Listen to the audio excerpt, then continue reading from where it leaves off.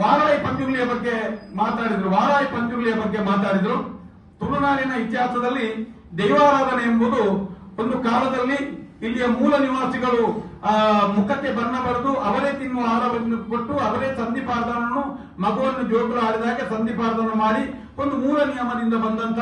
ಆ ಸಮಯದಲ್ಲಿ ಪಂಜುರ್ಲಿಗೆ ಬೇರೆ ಬೇರೆ ಹೆಸರುಗಳಿರ್ಬೋದು. ಇಲ್ಲಿ ಏನಾಗಿದೆ ಅಂತ ಹೇಳಿದ್ರೆ ವಾರಾಯಿ ಮತ್ತೆ ಪಂಜುರ್ಲಿ ಒಂದೇ ಅರ್ಥವನ್ನು ಕಲ್ಪಿಸುತ್ತದೆ. ದೈವಗಳು ಎಲ್ಲವೂ ತನ್ನ ಹೆಸರಿನಿಂದ ಗುರುತಿಸಲ್ಪಡುತ್ತದೆ. ಎಲ್ಲವೂ ವರ್ಣಾರ ಪಂಜುರ್ಲಿ ಅಲ್ಲ, ಉರ್ಣಾರ ಪಂಜುರ್ಲಿ, ಕುಪ್ಪೆಟ್ಟಿ ಪಂಜುರ್ಲಿ, ಅರದರ ಪಂಜುರ್ಲಿ, ಬೇರೆ ಬೇರೆ ಹೆಸರಿನೊಂದಿಗೆ ಊರಿನ ಹೆಸರಿನೊಂದಿಗೆ ಅದು ಪಂಜುರ್ಲಿ ಬರುವಂತದ್ದು. ಇಲ್ಲಿ ಸಂಸ್ಕೃತವೂ ಅದೇ ಅರ್ಥ, ಇಲ್ಲಿ ತುಳುವಲ್ಲೂ ಅದೇ ಅರ್ಥ. ಆ ಸಮಯದಲ್ಲಿ ಸಂಸ್ಕೃತ ಬಳಕೆಯೂ ಇರಲಿಲ್ಲ. ಆದ್ದರಿಂದ ವಾರಾಯಿ ಎಂಬಂತ ಇದು ಸಾಧಾರಣ ಅವರು ಮತ್ತೊಂದು ಎಲ್ಲೋ ಒಂದು ಕಡೆ ಒಂದು ರೆಫರೆನ್ಸ್ ಕೊಟ್ಟರು. 1980ರಲ್ಲಿ ಕದ್ರಿ ದೇವಸ್ಥಾನದಲ್ಲಿ ಇರಬಹುದು. ಆ ಸಮಯದಲ್ಲಿ ಯಾವಾಗ ದೈವಗಳಿಗೆ ಬ್ರಹ್ಮ ಕಲಶ ಎನ್ನುವಂತ ಹೊಸ ಕಾನ್ಸೆಪ್ಟ್ ಆರಂಭವಾಯ್ತಾ, ಅಲ್ಲಿಂದ ವಾರಾಯಿ ಪಂಜುರ್ಲಿ ಮಾತ್ರ ಅಲ್ಲ, ನಾನು ಅಲ್ಲಿಯ ಪಂಜುರ್ಲಿಯ ಬಗ್ಗೆ ಮಾತನಾಡಿದ್ದಲ್ಲ, ಆ ಪಂಜುರ್ಲಿಗೆ ಕದ್ರಿಯ ಪಂಜುರ್ಲಿ ಅಂತಲೇ ಕರೆಯುವಂತದ್ದು. ಪಂಜುರ್ಲಿಯ ಬಗ್ಗೆ ಹೇಳಿದಲ್ಲ, ವಾರಾಯಿ ಎನ್ನುವ ಹೆಸರು ತುಳುನಾಡಿನ ದೈವಾರಾಧನೆಯಲ್ಲಿ ಇಲ್ಲ. ದೈವಾರಾಧನೆಯಲ್ಲಿ ಇರುವಂತದ್ದು ಅವರವರ ಹೆಸರಿಗೆ ಬಂದದ್ದು. ಮತ್ತೆ 1980ರ ಆಸುಪಾಸಿನ ನಂತರ ಆರಂಭವಾದ ಬ್ರಹ್ಮಕಲಸ ದೈವದ ಮನೆ ಮಂಚಕ್ಕೆ ಅಭಿಷೇಕ ಮಾಡುವ ಸಮಯದಲ್ಲಿ ದೈವಗಳ ಹೆಸರು ಬದಲಾವಣೆ ಆಗಿದೆ. ಅನೇಕ ಕಡೆ ಜುಮಾದಿ ಹೋಗಿ ಧೂಮಾವತಿ ಆಗಿದೆ, ಮಲರಾಯ ಹೋಗಿ ಮಲರಾಯಿ ಆಗಿದೆ, ಮತ್ತೆ ಲೆಕ್ಕೆಸಿರಿ ಹೋಗಿ ರಕ್ತೇಶ್ವರಿ ಆಗಿದೆ, ಸತ್ಯದೇವತೆ ಹೋಗಿ ಕಲ್ಲುಟ್ಟಿ ಹೋಗಿ ಸತ್ಯದೇವತೆ ಆಗಿದೆ.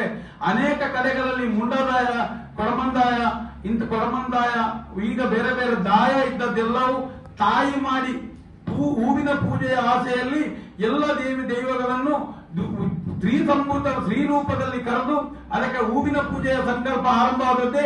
ಅಂದಿನಿಂದ ಬಲವಾಗಿ ಖಂಡಿಸ್ತೇವೆ. ನಾವು ದೈವಾರಾಧನೆಯ ನಿಯಮಗಳನ್ನು ಸ್ವಲ್ಪ ಬದಲಾವಣೆ ಮಾಡ್ತಾ ಇದ್ದೀರಿ, ನಂಬಿಕೆಗಳನ್ನು ಬದಲಾವಣೆ ಮಾಡ್ತಾ ಇದ್ದೀರಿ. ಯಾವತ್ತು ಎಲ್ಲ ರೀತಿಯಲ್ಲಿ ಬದಲಾವಣೆ ಆಗಿದೆ. ಅನೇಕ ಇದು ಮುಂದಿನ ದಿನ ಅತಿ ದೊಡ್ಡ ಚರ್ಚೆಯನ್ನು ಸಾರ್ವಜನಿಕವಾಗಿ ನಾವು ಮಾಡಲಿಕ್ಕಿದ್ದೇವೆ.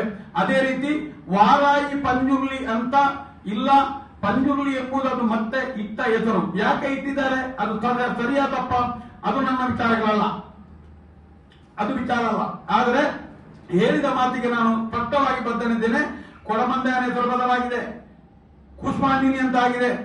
ಅನೇಕ ಕಡೆಗಳಲ್ಲಿ ಉಳ್ಳಾಕ್ಳ ಹೆಸರು ರಾಮಲಕ್ಷ್ಮಣ ಅಂತ ಪರಿವರ್ತನೆ ಆಗಿದೆ. ಕೆಲವು ಕಡೆಗಳಲ್ಲಿ ಬೇರೆ ಬೇರೆ ರೀತಿಯ ಹೆಸರುಗಳು ಎಲ್ಲಾ ರೀತಿಯಲ್ಲೂ ಪರಿವರ್ತನೆ ಆಗ್ತಾ ಇದೆ. ನಮಗೆ ದುಃಖ ಆಗ್ತಾ ಇದೆ. ಈ ರೀತಿಯಾಗಿ ನಂಬಿಕೆಯ ಅನಕ್ಷರಸ್ಥರ ಬಾಯಿಂದ ಬಾಯಿ ಬಂದ ಮೌಖಿಕ ಪರಂಪರೆಯ ದೈವಾರಾಧನೆಯಿಂದ ಇವತ್ತು ಬೇರೆ ಬೇರೆ ರೀತಿಯಲ್ಲಿ ಹೆಸರನ್ನು ಕರೆಯುವುದು. ತಮ್ಮನ್ನ ಶೆಟ್ಟಿ ಅಂತ ಕರೆದಾಗಲೇ ಮಾತ್ರ ಅರ್ಥ ಆಗುವುದು. ನನ್ನನ್ನು ಅಶೋಕ ಅಂತ ಕರೆದಾಗ ನಾನು ಕಿವಿಕೊಳ್ಳಿಕ್ಕೆ ಆಗ್ತದ?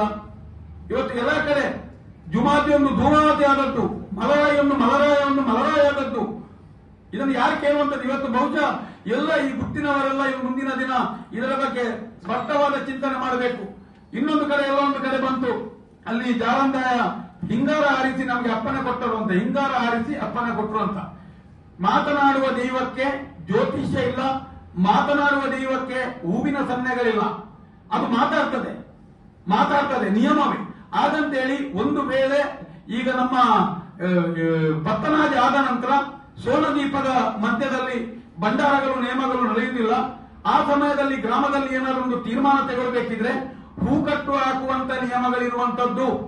ಅದು ಬಿಳಿ ಬಂದ್ರೆ ಮಾಡಬಹುದು, ಕೆಂಪು ಬಂದ್ರೆ ಮಾಡಬಾರದು ಅಂತ ನಿಯಮ ಇದೆ.